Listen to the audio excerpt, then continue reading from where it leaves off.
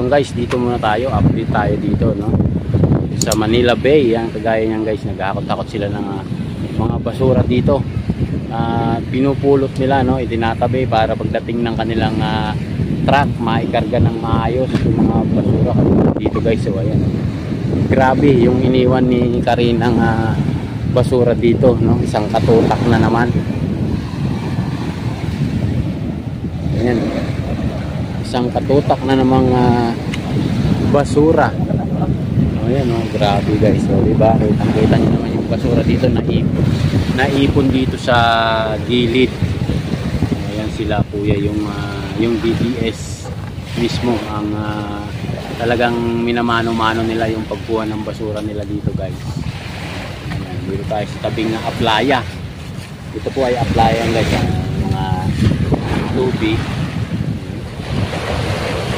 kasama sa pag-alon yung mga basurang naiwan po. Ayan, sako-sako, mga plastic, sari-sari na, mga assorted na yung basura, isa-isa nila. DDS ang mismo ang pumukuha. Ayan sila sir. Maghapon po yan sila dyan, maghapon yan, ganyan araw-araw, ganyan yung kanilang trabaho, maghapon. So hanggang doon sa area yung basura, hanggang doon sa lugar na yun guys. Ayan, medyo malakas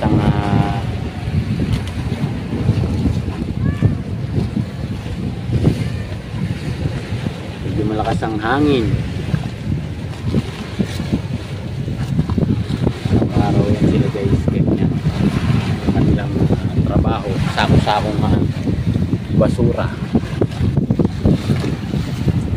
So ayan, kita nyo naman may mga kahoy pa na nakatintuan dito.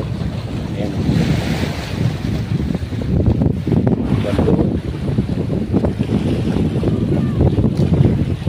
ayan sila guys.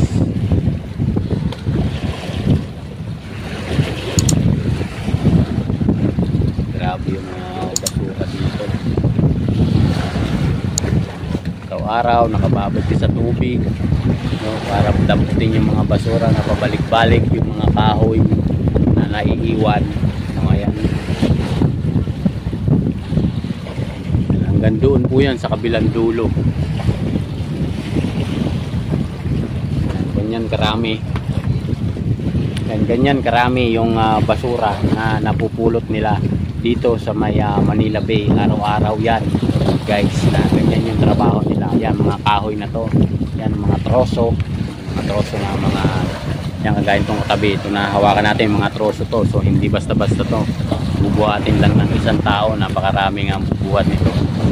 Yan sila kuya, yung mga naiiwang mga yan, oh, mga kawayan, yung mga pako, mga kukulamber na may pako. Yan po ay delikado sa ating mga kababayang namamasyal.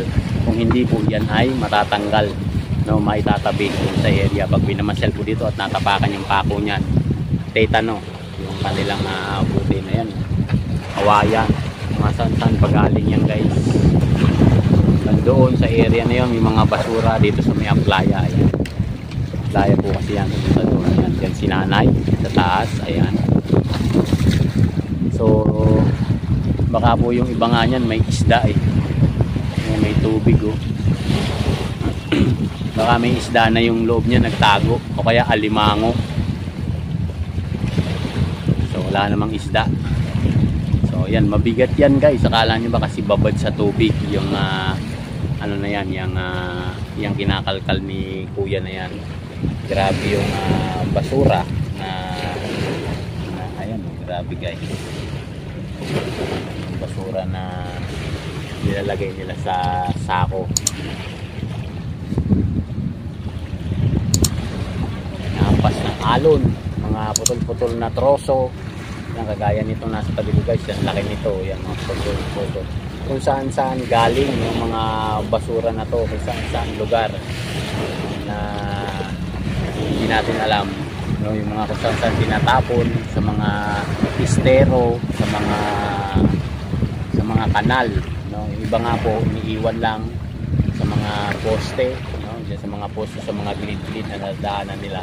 Mas marami ako nakikitang ganun guys ng mga kababayan natin na hindi walang disiplina sa pagtatapon ng basura, kaya inaabot natin yung ganitong sitwasyon, no? Pag umulan at bumagyo, ayan, ito na po yung nangyayari sa atin, no?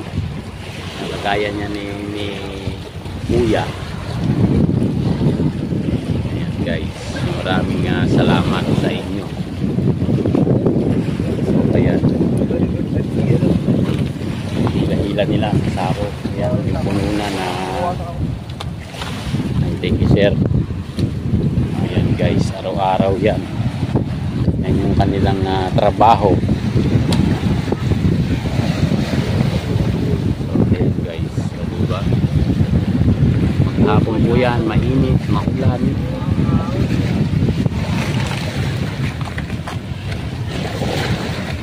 Isa nila kailangan naka-gloves kasi nga baka madampot na yung basag na bote, so iwas na rin. Sana yan kuya, araw-araw yan dito kayo, araw-araw yan sila. Hindi nila iiwan yan ng hindi tapos. Pangalawa, pag nakuha nila yung mga basura na yun sa ibabaw, hahalukayin pa nila yan guys. Meron silang panghalukay na tawag doon, kalaykay. Kakalaykayin pa nila yan guys, kasi yung iba niya nakabaon sa lupa, nakabaon sa buhangin.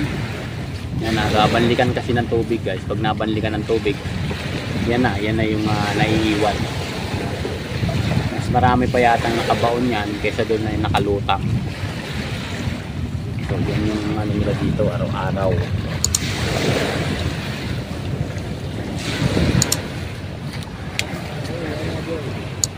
Sila guys. Grabe, akala nyo madaling magkuha ng basura, hindi po. Napakahirap po na makakakuha ng basura dyan. Nakaupo, babad ka sa tubig, no? Pangalawa, nasusugatan ka niyan. Mayroong matatalim na bagay na lumalampas din sa kanilang guwantes. Basa yung kamay mo maghapon, siyempre lalambot pati yung balat mo, pwede kang magkaroon ng sugat dahil nabababad sa maalat yung kanyang mga kamay. Sako-sako. Ayan guys, so tingnan nyo kung gaano karami yung basura nila na kinukuha rito araw-araw.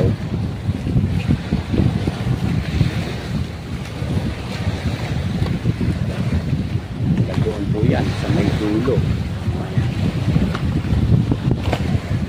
Diba? Grabe. Tapos yung iba natin mga kababayan kung saan lang tinatapon yung basura. Yung ibang walang disiplina sa pagtatapon ng basura guys. Gaya nito ni Kuya, hila-hila niya yung dalawang sako. Tapos itatapon niya ron sa gabundok na basura na yon, mga kawayan. Meron pa doon, yung dito na nalinis na nila, yan medyo malinis nila, binabalikan pa nila kasi nga meron pang mga kasama sa tubig. Yan yung nakalutang ng tubig. Pag medyo malakas yung alon, napupunta rito sa area na to guys, diba?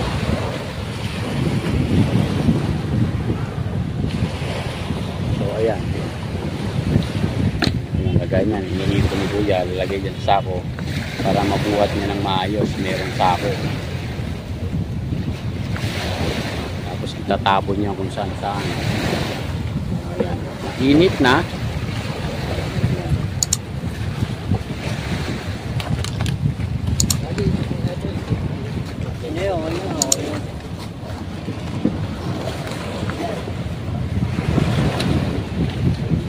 Basura na iniwan ni Karina guys, na ito dito sa kabila at doon sa dulo.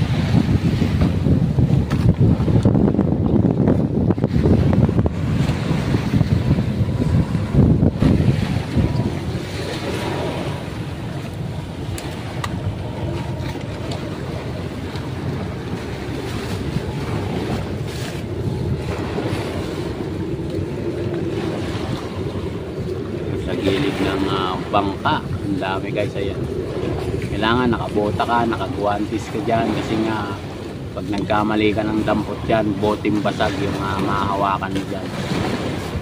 Ganyan po kahirap magkuha ng basura sa mga Hindi tama. Hindi ka po papakain, boy. Birthday mo ngayon, boy.